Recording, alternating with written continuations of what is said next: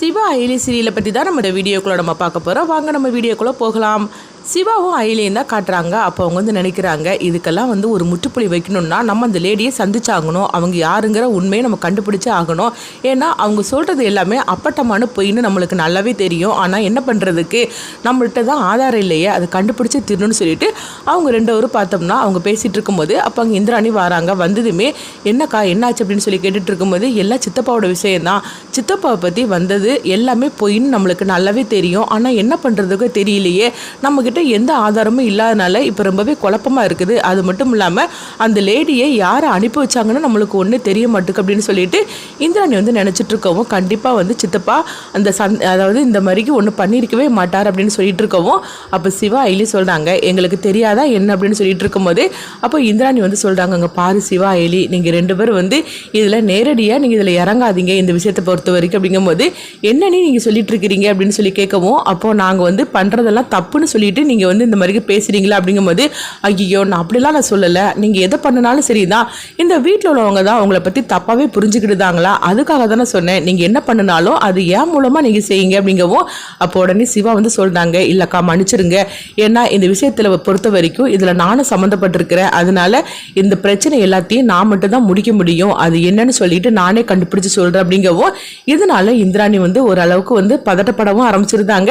அவங்களுக்குள்ள ஒரு பயமும் வருது. ஏன்னா அவங்க அதாவது இந்திராணி பொறுத்த வரைக்கும் சிவா தான் உதய பெருமாளோட பையங்கிறது நல்லாவே தெரியும். அது மட்டும் இல்லாமல் அவங்க அம்மா தான் வந்து ஃபர்ஸ்ட் ஒய்ஃப், உதய பெருமாளோட ஃபர்ஸ்ட் ஒய்ஃபு அப்படின்னு சொல்லிக்கிட்டு இந்திராணிக்கு நல்லாவே தெரியும். அப்படி இருக்கும்போது இப்போ புதுசாக வந்திருக்க லேடி வந்து கண்டிப்பாக பொய் சொல்லிட்டு தான் வந்திருக்கிறாங்க. ஆனால் அவங்களை யார் இந்த மாதிரிக்கு அனுப்பி வச்சாங்க, என்ன நடந்துச்சுன்னு தெரியல அப்படின்னு சொல்லி குழப்பத்தோடு இருக்கவும், அடுத்து பார்த்தோம்னா சிவா அயலியும் வந்து அந்த லேடியோட வீட்டுக்கு போகிறாங்க.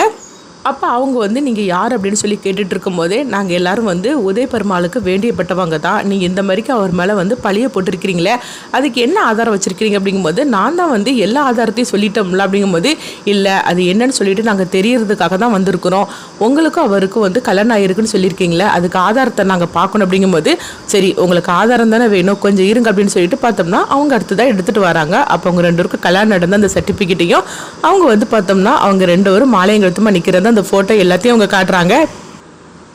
இதுதான் எனக்கும் அவருக்கு கல்யாணம் நடந்த ஆதாரம், இதுக்கு மேலே வேறு உங்களுக்கு என்ன தேவைப்படுது அப்படின்னு சொல்லிட்டு இருக்கும்போதே அப்போ வந்து சிவா அயலிக்கு நல்லாவே தெரிஞ்சிருது, பக்காவாக பிளான் பண்ணி இவங்களை அனுப்பி விட்டுருக்குறாங்க. ஆனால் அது யாருன்னு தான் நம்ம கண்டுபிடிக்கணும்னு சொல்லிட்டு சிவா அயலி போகவும், அவங்க போனதுக்கப்புறமா அந்த லேடி பார்த்தோம்னா ஒருத்தவங்களுக்கு ஃபோன் பண்ணி பேசுகிறாங்க, நீங்கள் சந்தேகப்பட்டபடியே இந்த மாதிரிலாம் வந்து அவங்க வீட்டிலேருந்து வந்தாங்க, ஆனால் நீங்கள் சொன்ன மாதிரிக்கு அந்த ஆதாரத்தெல்லாம் நான் காட்டிட்டேன் அப்படின்னு அவங்க சொல்லவும், உடனே அவங்களும் சரி அப்படிங்கிறாங்க, இதையே ஃபாலோ பண்ணுங்கள், யார் என்ன சொன்னாலும் சரி தான், ஒரு வார்த்தை கூட நீங்கள் வந்து மாற்றி சொல்லிடக்கூடாது அப்படிங்கும்போது, இல்லைங்க நீங்கள் சொன்ன மாதிரிக்கு நான் செஞ்சிருந்தேன் அப்படின்னு சொல்லிட்டு இருக்கிறாங்க.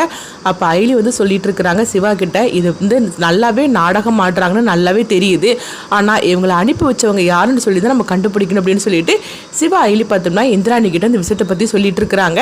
அப்போ அவங்க சொல்கிறாங்க, அவங்க ரெண்டு பேரும் வந்து அதாவது கணவன் மனைவி மாதிரிக்கு அவங்க ஃபோட்டோலாம் எடுத்திருக்கிறாங்க, அது மட்டும் இல்லாமல் இவங்களுக்கு கல்யாணம் ஆன ஆதாரத்தையும் அவங்க காட்டுறாங்க அப்படின்னு சொல்லிட்டு இருக்கும்போதே உதய பெருமாள் கிட்ட வந்து இந்த விஷயத்தை பற்றி நம்ம பேசினா மட்டும்தான் இதுக்கு விடை கிடைக்கும், மற்றபடி நம்மளா பேசினாக்கி எந்த ஆதாரமும் நம்மளுக்கு கிடைக்காது அப்படின்னு சொல்லிட்டு உதய பெருமாளை பார்க்கவும், உதய பெருமாள் வந்து இதை நினைச்சு ரொம்பவே குழப்பத்தோடு இருக்கிறாங்க. அப்போ அயலி வந்து உதய பெருமாள்கிட்ட கேட்குறாங்க, மாமா நீங்கள் உண்மையை சொல்லுங்க, நீங்கள் சொல்லக்கூடிய உண்மையில தான் வந்து எல்லாமே மறைஞ்சிருக்குது இந்த ரகசியம், அதனால நீங்கள் சொல்லுங்க, அதாவது நீங்கள் இந்த மாதிரிக்கு நாமினேஷன் பண்ணதுக்கு வர முன்னாடி யாராவது உங்களுக்கு ஃபோன் பண்ணி மிரட்டல் விடுத்தாங்களா, அது யாருன்னு சொல்லுங்க அப்படிங்கவும், உதய பெருமாள் அப்படியே அதிர்ச்சியோட பார்க்கும்போது அப்போ இந்திராணியும் சொல்றாங்க, ஆமா சித்தப்பா நீங்க சொன்னா மட்டும்தான் இதுக்கு காரணம் யாருன்னு சொல்லி கண்டுபிடிக்க முடியும் இப்படின்னு இவங்க பேசிகிட்டு இருக்கும்போதே அடுத்ததாக பார்த்தோம்னா செல்வநாயகியை தான் காட்டுறாங்க. அப்போ அவங்க வந்து ரொம்பவே குழப்பத்தோடு இருக்கும்போது அங்கே ரித்திகா வராங்க.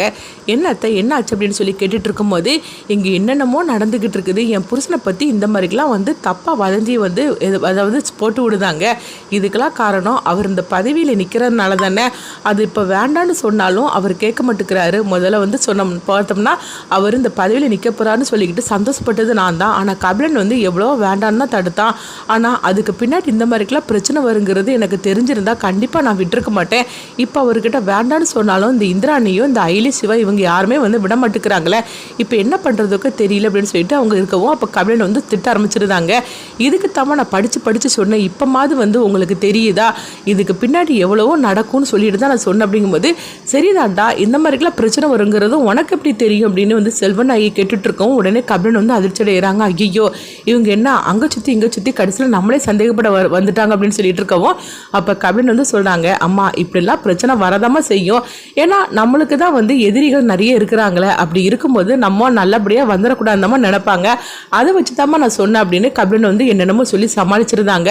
நல்ல வேலையை நம்ம சமாளிச்சாச்சுப்பா அப்படின்னு சொல்லிட்டு இருக்கும்போதே அடுத்தது அங்கே பார்த்தோம்னா உதய பெருமாள் கிட்ட அயில் வந்து கேட்டுட்டு இருக்கிறாங்க, மாமா நீங்கள் உண்மையை சொல்லுங்க, உங்களுக்கு யாராவது மிரட்டல் விடுத்தாங்கன்னா நீங்கள் உண்மையை சொல்லுங்க, அப்போ தான் இந்த பிரச்சனைக்கு ஒரு விட தேட முடியும் அப்படின்னு சொல்லவும் அப்போ உதய பெருமாள் வந்து இதுக்கு மேலே நம்ம மறைச்சு வைக்கிறதுல எந்தவித பிரயோஜனமும் கிடையாது, நம்ம உண்மையை சொல்லிடலாம் அப்படின்னு. ஆமா எனக்கு இப்படி மிரட்டல் வந்துச்சு அப்படிங்கிறாங்க. இதை கிட்டதுமே உங்க 3 பேரும் அப்படியே பதட்டப்பட ஆரம்பிச்சிருந்தாங்க.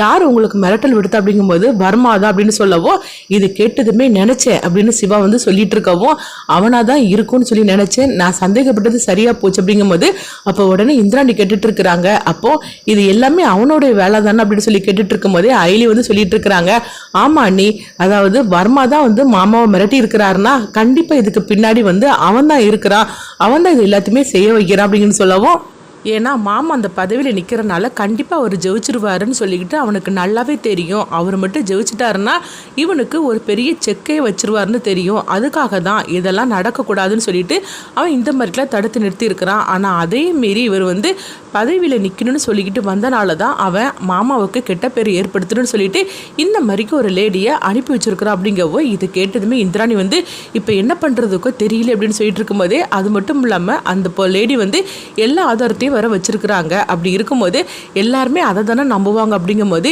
நீங்கள் கவலைப்படாதீங்க, இதுக்கு நான் பொறுப்பு, இதுக்கும் அதாவது இவருக்கும் எந்த சம்மந்தமும் கிடையாதுன்னு சொல்லிட்டு நிரூபிக்க வேண்டியது என்னுடைய பொறுப்பு அப்படின்னு சிவா சொல்லவும் இதை கேட்டதுமே உதய பெருமாள் அப்படியே சிவாவை பார்க்குறாங்க. அப்போ சிவா வந்து மனசுக்குள்ளே நினைக்கிறாங்க, உங்களுக்கு தான் நான் வேண்டான்னு சொல்லி நினைக்கிறீங்க, ஆனால் எங்கள் அப்பா எப்பவுமே தலை குனிஞ்சு நிற்கக்கூடாது, அதை தான் நான் விரும்புகிறேன், அதுதான் எங்கள் அம்மாவுக்கு நான் கொடுக்கக்கூடிய மரியாதை, அதனால உங்கள் மேலே எந்த தப்புமே இல்லைன்னு சொல்லிட்டு நிரூபிக்க நான் தயாராக இருக்கிற அப்படின்னு சொல்லவும் அயலி வான்னு சொல்லிட்டு கூட்டிட்டு போகவும் உடனே இந்திராணி வந்து உதய பெருமாள்கிட்ட சொல்றாங்க, பாத்தீங்களா சித்தப்பா, உங்களுக்கு ஒரு பிரச்சனைனா அயலி சிவாவும் தான் வந்து முன்னாடி நிக்கிறாங்க, அதே மாதிரிக்கு தான் இப்பவும் பாருங்க அவங்க 2 தான் வந்து நிக்கிறாங்க முன்னாடி, அவங்க கண்டிப்பா வந்து உங்களுக்கும் அந்த லேடிக்கும் எந்த சம்மந்தமும் இல்லைன்னு சொல்லிட்டு கண்டிப்பா நிரூபிச்சிருவாங்க, உங்க மேல எந்த தப்புமே இல்லைன்னு அப்படின்னு சொல்லவும் இது கிட்டதுமே உதய பெருமாள் வந்து சிவாவை நினைச்சு அப்படியே கண்கலங்குறாங்க. அப்போ அவங்க வந்து பிளாஷ்பேக்காக அவங்க நினைக்கிறாங்க, கபிலன் கிட்ட வந்து நம்ம நீ தான் என்னுடைய பையன், நீ தான் இந்த வீட்டு வாரிசுன்னு நம்ம சொன்னோமே, அப்போ சிவாவோட மனசு எந்த அளவுக்கு பாதிக்கப்பட்டிருக்கோம், ஆனால் என்னாலும் எதுவுமே பண்ண முடியாத ஒரு சூழ்நிலை இருக்கிறேன்னு